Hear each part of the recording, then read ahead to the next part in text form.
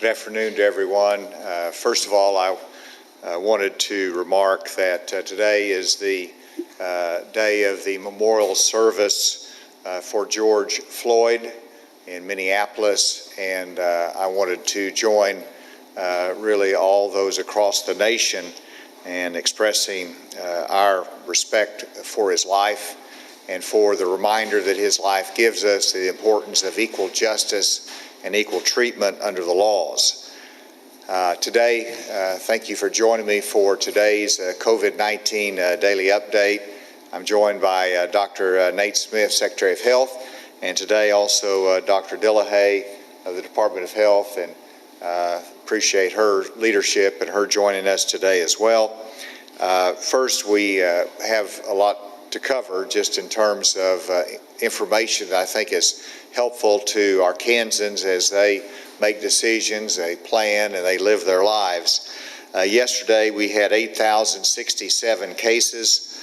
Today we have an additional 358 cases. That brings the total to 8,425. In terms of deaths, we had 142 deaths. It's a +9 additional Arkansans. That brings us to 151. In terms of hospitalizations, we have a -1 in hospitalization. That brings us from 138 to 137 that are hospitalized. In terms of the cases, again, we see a predominance in Northwest Arkansas, with Washington County being the #1 county for new COVID cases at 111. Benton County 92, and then it drops down in Pulaski County to 34. Our testing was a very good 24 hours. We tested 4,350 tests, and that is a positivity rate of 5.2%. We now have 2,355 active cases in Arkansas. And then I wanted to go to the slides, and we're going to break this down by region again. First, you see the traditional slide on the number of cases here, new cases in Arkansas, and you can see the trend line. If you go to the next one, you'll see the 7-day rolling average, and our trend line still for the second wave is up, and we have some work to do. If you go to the next slide, is the current number of hospitalized Arkansans, and that hopefully will be more level there. It's a trend line, but we have a lot of cases out there, so that is likely to go up, but it is still at a manageable level. And then if you look at the next slide, and this is what I wanted to spend some time on, is by the regions today. And here's the public health regions that we have. And it's broken down by Northeast, Central, Southeast, and we're just looking at the new community cases. So we had 358 new cases today, and so this is what I asked to have broken down. And of the 358 new cases, 234 of those cases were in the Northwest section, which is large, but 65% there, 5.3% in Southwest, 10% in the Central, in the Southeast 3.4%, and in the Northeast 8.7%. But that's really helpful to put in perspective as to where we are in different parts of the state. And as Dr. Smith has said before, we really have 7 different trend lines in Arkansas. We have 7 different epidemics in Arkansas that are coming and going at different points. And then if you go to the next few slides, we'll see this, the 7-day rolling average of new cases in the different regions. This first region is in the Northeast region. Now you got to be mindful that whenever you see where they are right now, this is at about 30 cases a day, new cases, a little bit less than that, 28. And so that's in the right direction, and it's a modest number of cases. Go to the next one. we'll go through these quickly. Northwest, now you got to see this because this is now 150 trend line, and so you can see the number of cases, even though it was flat for so long in Northwest Arkansas.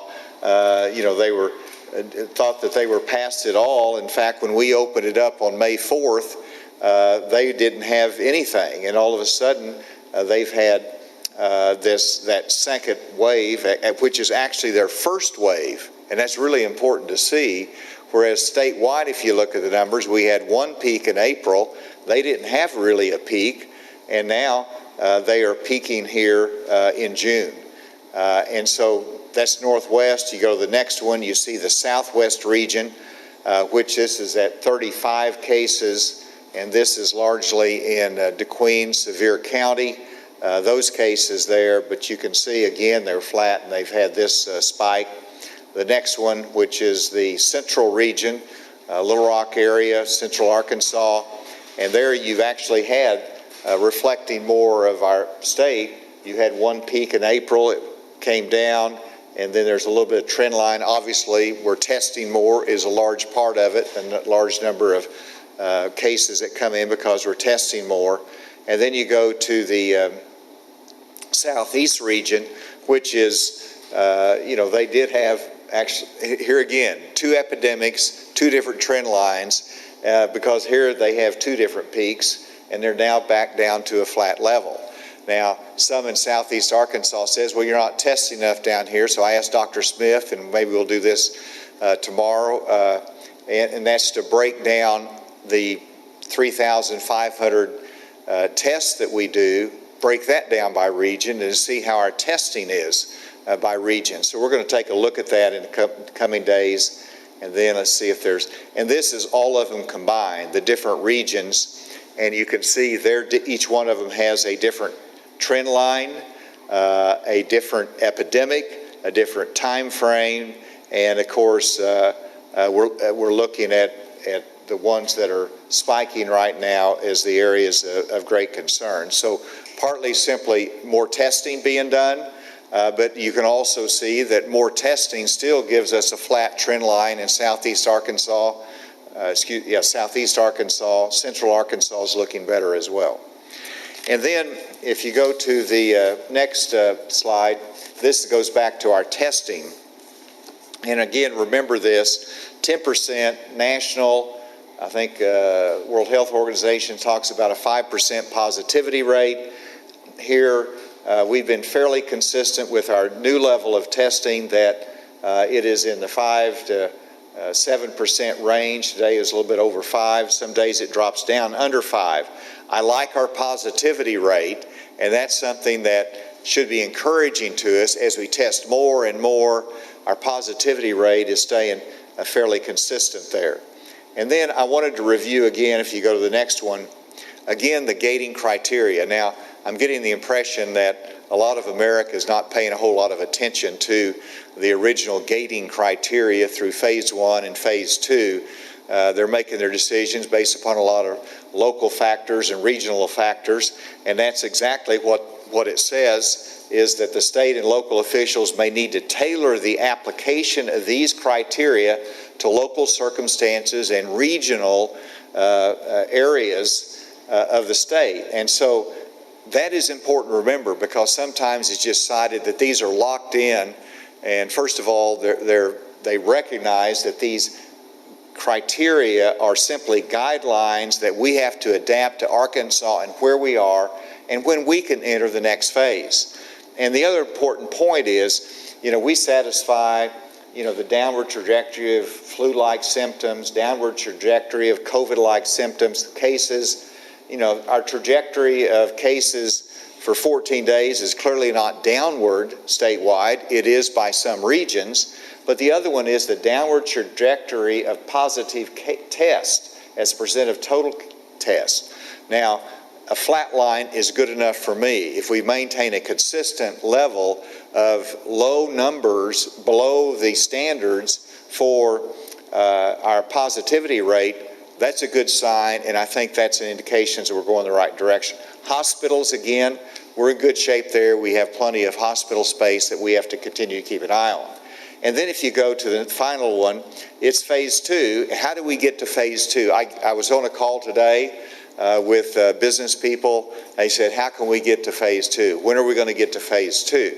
Well, first of all, we're all opened up, but we do have a desire to lift some of the restrictions, particularly in the restaurants that want to be able to do more business and to have an economic pattern that works for their industry. And so phase 2 is for states and regions with no evidence of a rebound and that satisfy the gating criteria a second time. And here again, has there been a rebound or is it simply that we have been testing more? I believe that in Northwest Arkansas there is actually not the rebound, but the first peak that we're going, the first hill that we're going up there with the increase in cases, both because of the spread, but also because of the increased testing that we have. And so I hope that helps in perspective. We're going to continue to look at this by region, recognizing that we have different epidemics and different time frames in Arkansas. And while we've kept our state together, and there's a lot of wisdom in that, we want to make sure that we are looking at the region separately and giving good counsel and advice in each of those regions as we fight this virus. Dr. Smith. Thank you, Governor. I'd like to give a little bit more information on some of the numbers that the Governor provided, a little bit more detail. The Governor mentioned we had 358 new cases. 2 of those were from correctional facilities, so 356 are community cases. Of our current total 8,425 cases, 2,355 are active. Of those, 95 are in nursing homes, 43 in correctional facilities, and so we have 2,217 active cases in the community. The Governor mentioned that we have 137 hospitalized. That's a net decrease of 1 from yesterday. 48 of those, or 35%, are in the Northwest region. We currently have 32 on a ventilator. That's an increase of 2 from yesterday. We have had 9 additional deaths for a total of 151. Now, about 5 or 6 of those deaths were actually from nursing homes, and they had passed away earlier but had not been reported to us. So that's not representing 9 people having passed away in the last 24 hours. We have recovered 5,919. That's 202 more than yesterday. In terms of where these cases are, the Governor's mentioned that Benton and Washington counties continue to be our top 2 counties for cases, and Pulaski County is 3rd at 34, but that's it's about half of what we reported from them yesterday. We also have 12 from Crittenden County and 10 from Sevier County, which is a significant decrease in the number of new cases there, and all the other counties are fewer than 10 new cases. Of our new cases, approximately 50% have Spanish surnames. We'll be doing a more detailed analysis of our active cases for tomorrow. The Governor mentioned the testing. We are, for the month, we've done 12,199. So that represents really 3 days of testing this month. So we are actually ahead of pace to hit 120,000. Of the 4,350 tests that were done yesterday, 824 were done in the public health lab of the Arkansas Department of Health. That's the first time we've done more than 800 in a single 24-hour period of time. And I want to really express my appreciation for the staff of the public health lab who are working very hard to bring on new technologies, working basically 24/7. And under excellent leadership, Dr. Baker and Dr. Katie Seeley. The UAMS has also did over 300 tests yesterday, so we're doing well in terms of our testing goals. And testing combined with the contact tracing is really the key public health interventions that we have to combat this outbreak, along with education of the public, which we're doing right now, and the restrictions that we've put on businesses, which we are, we're looking at carefully. We cannot continue those forever, but up to this point, they've kept our cases to a manageable level in terms of hospitalizations. And with that, I'd like to turn it back over to the governor.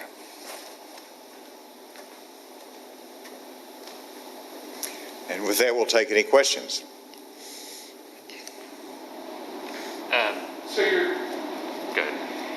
Your discussion of phase 2, are you going to make an announcement soon about entering phase 2 in a particular region, or? There's been no well, I do understand your point. Obviously, I sort of laid the foundation for 5 different regions and different timelines. We're looking at that.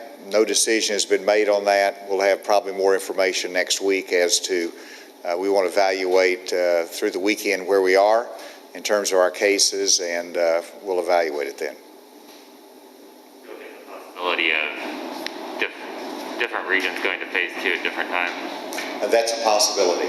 I think whenever you look at, and we want to look at the testing, are we testing enough in southeast Arkansas?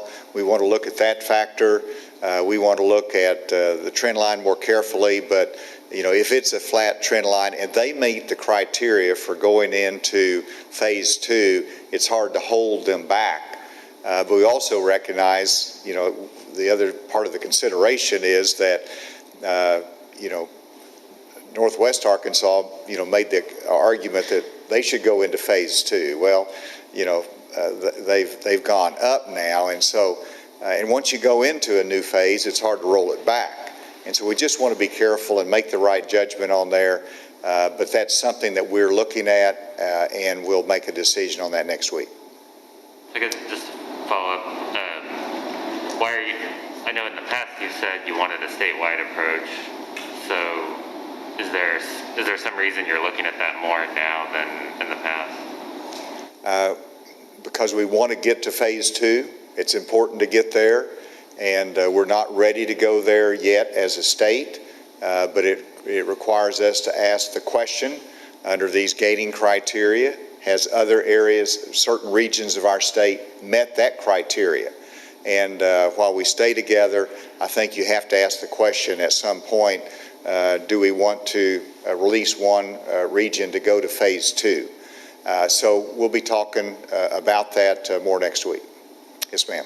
Governor, are any of the new cases associated with breakouts in facilities, in certain facilities? Or with what facilities? Are any of the new cases associated with like poultry facilities? Dr. Smith, you want to address that?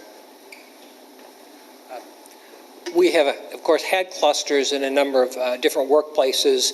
Of these 358 new cases, I don't have information on those. It takes a little bit of analysis to tie those together. We haven't had time to do that. With these 358, we'll be doing an analysis of active cases. I'll present that tomorrow, and we should have some new numbers on that. And in fact, I did this once before. We want to do it again. And so Monday of this week, we had round numbers, about 190 new cases. I've asked, and Dr. Smith's team has looked at that. I want to have a report tomorrow and breakdown on those 190 cases and what our contact tracing has shown. And I think that will allow us to explore into that more deeply to answer your question. Is there any question remotely?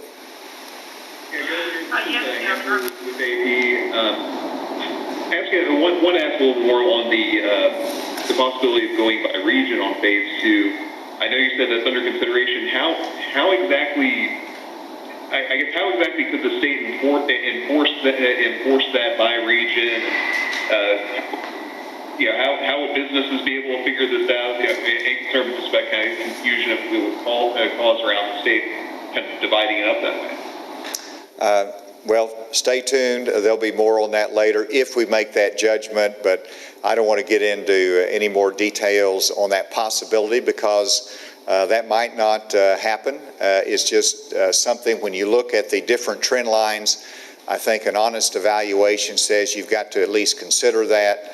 And so we want to look at the numbers more, and we'll make a decision next week. But until then, I'm not going to speculate on how that will operate in detail. I heard a lady ask a question remotely.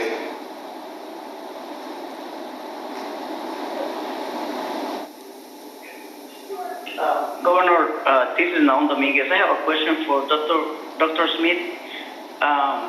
Can you bring us the breakdown for the Latino death, please? Thank you. I don't have a new breakdown for the deaths. Yesterday, there were, I believe, 5